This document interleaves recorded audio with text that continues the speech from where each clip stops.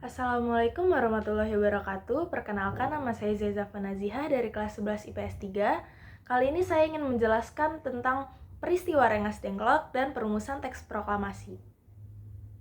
Jadi, sebelum masuk ke inti perumusan teks proklamasi, di sini aku mau menjelaskan peristiwa Rengas Dengklok.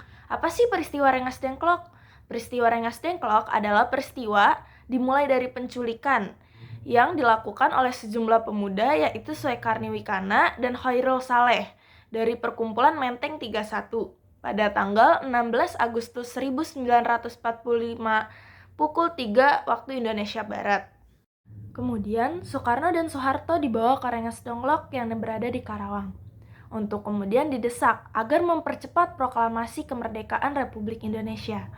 Sampai denganlah terjadinya kesepakatan antara golongan tua yang diwakili oleh Soekarno dan Hatta serta Ahmad Soebardjo dengan golongan muda tentang kapan proklamasi akan dilaksanakan. Berita tersebut diterima melalui siaran radio di Jakarta oleh para pemuda yang termasuk orang-orang Menteng Raya seperti Khairul Saleh, Abu Bakar Lubis, Wikana, dan lainnya. Kemudian terjadinya penyerahan Jepang kepada sekutu, menghadapkan para pemimpin Indonesia pada masalah yang cukup berat saat itu.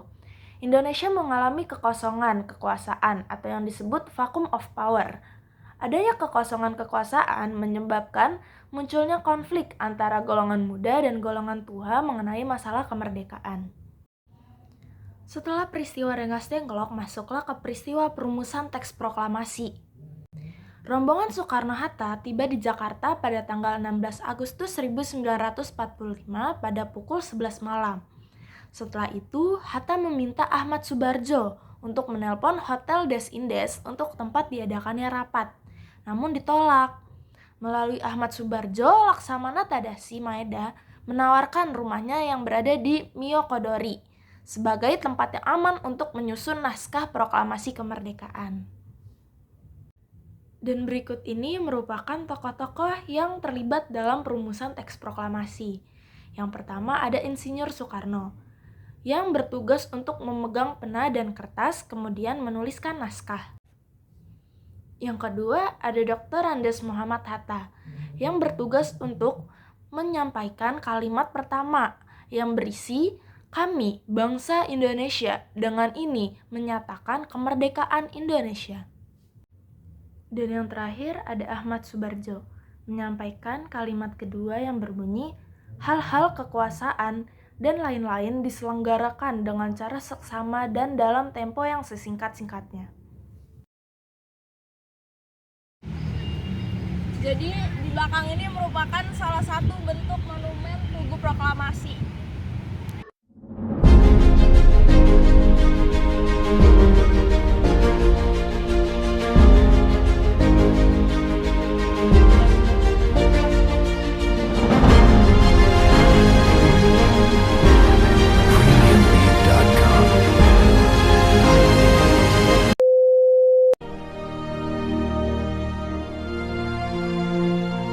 Proklamasi.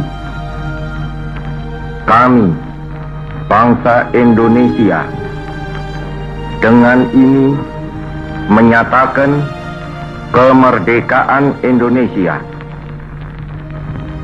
Hal-hal yang mengenai pemindahan kekuasaan dan lain-lain diselenggarakan dengan cara saksama dan dalam tempo yang sesingkat-singkatnya. Jakarta, 17 Agustus 1945, atas nama bangsa Indonesia, Soekarno, Hatta.